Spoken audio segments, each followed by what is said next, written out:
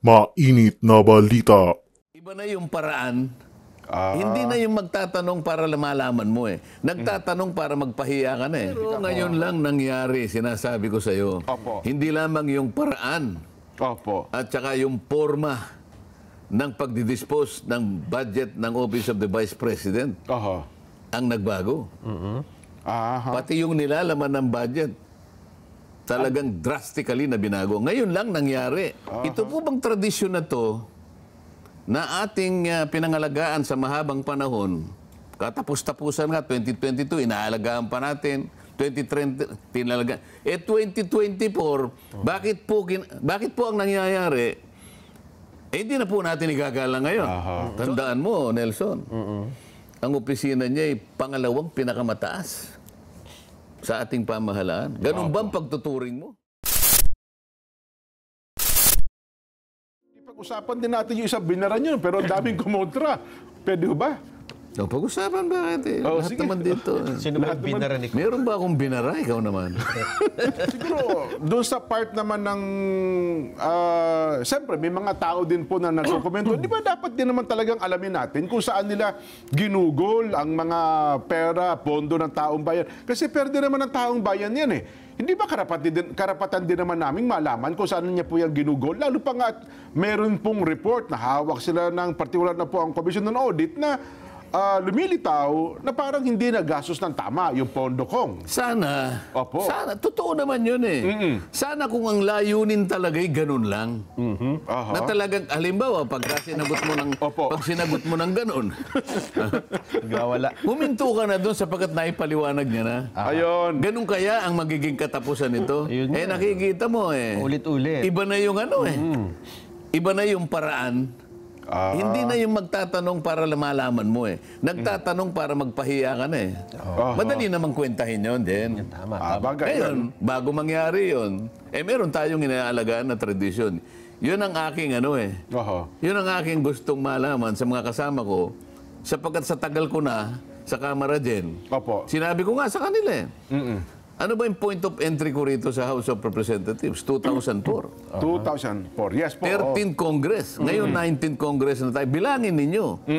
Sa haba ng panahon na yan, ilang Vice President na yung nakita ko Opo. kung ang pag-uusapan ay yung Opo. pag-approve ng kanyang budget. Di ba? Ayan. Dumaan si Vice President Binay. Opo. Dumaan si Noli de Castro. Opo. Leni Robredo. Opo. Palaging ganun eh. Oho. Pati Pangulo. Pangulong Duterte, Pangulong Pinoy, Pangulong Gloria Macapagal-Arroyo. Oho. Palagi ang sinasabi, pagka budget na ng presidente o pangalawang Pangulo, Your Honor, in line with the time-honored tradition of the House of according courtesy to the office of the President. Ganun eh. I move Opo. to terminate the consideration of the budget of the office of the President. Palakpakan na yun dyan. Ay, opo. Alam mo ang basihan doon, alam mo yung batayan, yung kaukulang paggalang sa opisina ng dalawang pinakamataas Opo. na leader ng ating bansa. Alam mo, pwede mo pang idagdag yun eh. Maski na yung hudikatura. Opo. Palaging ganun din. May nagtatanong parang lang, formalidad eh. Opo. Formalidad. Pagkatapos ngayon, Oho. bakit mo iibahin? Pinaalala ko nga sa kanya, Madam Chair, nakalimutan mo na ba? 2022 budget. Ha? Noong 2022, tumayo ka ako si Congressman Nonoy Libanan, yung ating minority leader. It took him only 13 minutes. He moved to dispose the consideration of the OBP budget. At dagli-dagli rin naman tumayo ka ako yung majority leader, Manix Dalipe, Opo. para sigundahin ang kanyang motion. 13 minutes. 2022. Nakalimutan nyo na po ba yun? 2023. Sino ang tumayo? The presidential son, Sandro Marcos. Senior Deputy Majority Leader. Opo. Anong sabi niya? Ganun din. In line with the time-honored tradition well kept by this House, I move to terminate the budget of the OBP. Aha. Nag-object si Franz Castro. Opo, makabayang black ng time na yun. Opo. No, the objection was so revolting. Opo. I object. Ganun-ganun eh. Talaga alam mo naman sila eh. Opo. Ha? May kamay pang ganun. I object. O de, pag may objection sa rules namin, let us divide the House.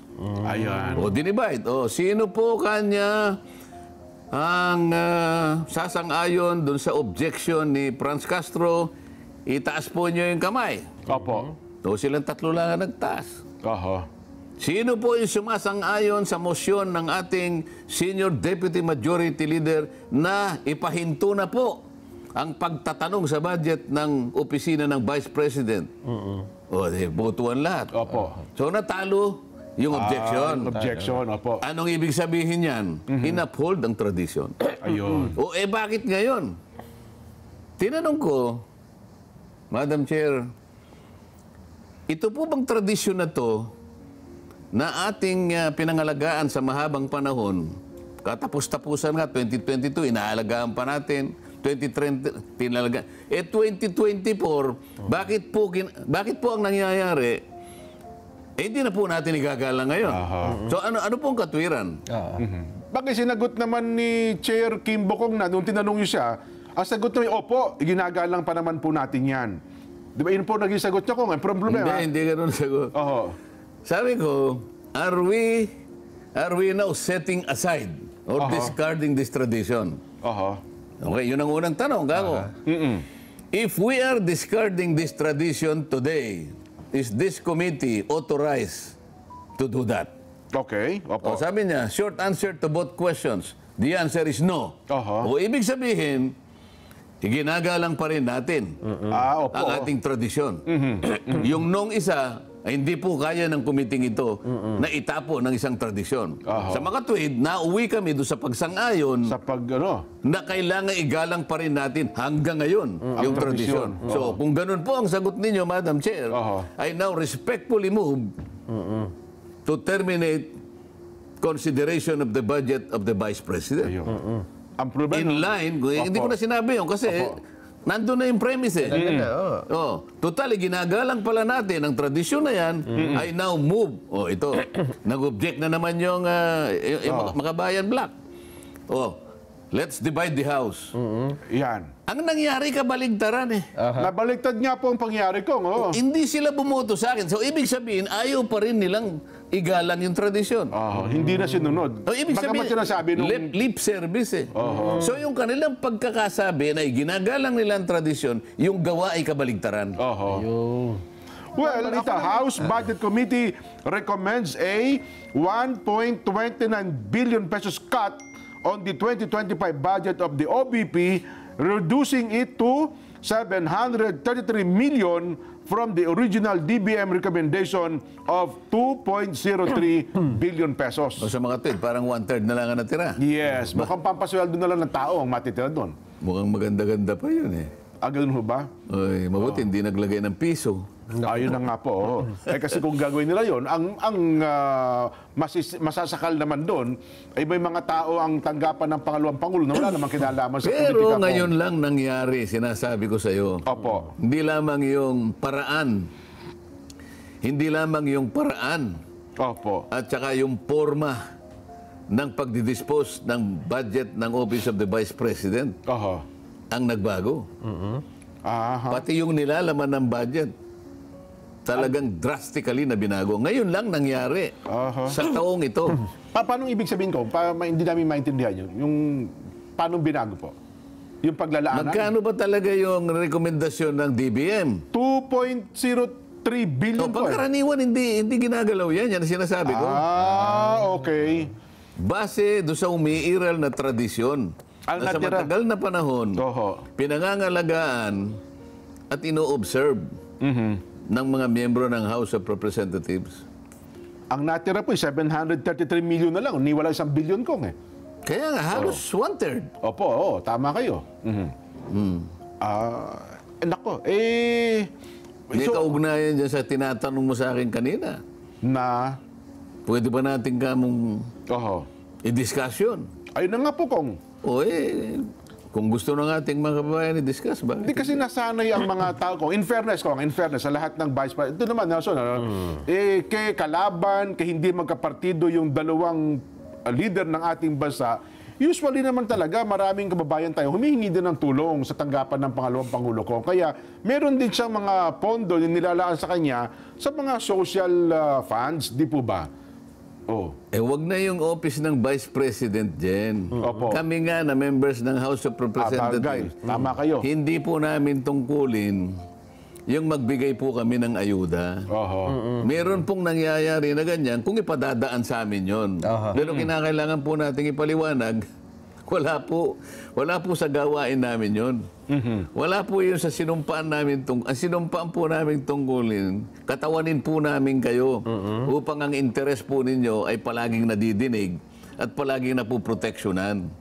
Kaya lang hindi mo sasabihin mo, halimbawa, pumunta ka sa isang nasalantang lugar dyan, Nelson. Opo. Alam mo naman binaha, halimbawa. E di nagpunta ka ng Marikina. May dala-dala kang isang kahon. Unang-una, tinitingnan yung kahon mo Palagay ko. Isang kahon lang po. Ano kaya gustong patunayan itong Congressman Nelson Lubao na to? Oho. Alam na niyang binaha tayo rito, parang nakikita ko isang kahon lang. Opo. O edi, magsisimula kang magsalita ngayon. Pinabuksan mo yung kahon. Ang laman nun ay yung mga panukalang batas na naisulong mo. Para wag humbuma, itong panukala ko. Ha? Ipinali. bago ka pa matapos mo yung baka wala ng tao Disgrasya. Baka binato Mga kababayan, may dala po akong kahon dito. Meron kayang maniniwala sa'yo?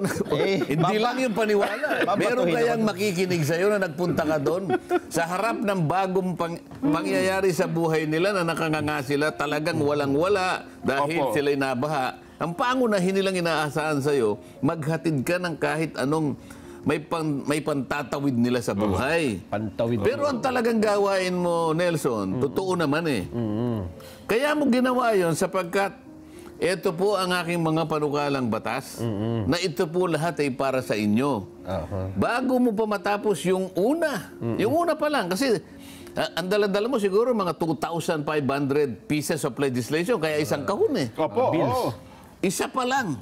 Palagay ko wala ng taong makikinig sa iyo Ano ang ibig ko sabihin ngayon? Pangkaraniwan na, aasahan ka ng kababayan natin, maging isa ka ring tulay namin. Tingnan mo din ang kalagayan namin. Kaya nga kung minsan, kinikilala na rin namin, sige kao, bigyan mo rin kami para tulungan ka namin na idaan sa at matulungan ka namin pagtulungan nating ibigay sa tao ang pangunahing pangangailangan. Pero kailangan nating ipaliwanag, hindi po yun ang aming pangunahing gawain. Opo. Ganon Ngayon, ini-imagine ko pa lang kung natitindig isang congressman, yun ang sinasabi, natatawa na ako Parang gusto ko hilahin, huwag kang tumuloy dyan. Mga kababayan, binaha. Ang mangyayari Baka ngayon, kuyugin ka ng tao doon, pag gano'n. magiging parang sitting duck. Opo. Kumbaga sa gera din. Opo. Alam na ng kalaban mo, wala ka ng bala Oho.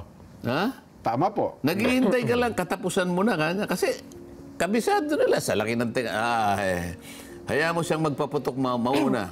Bilang nila yung bala mo. Magkano ang binigay? 700 million? 733 million ang natira ko. Pang lang, pang sweldo. Pambili lamang ng pagkain.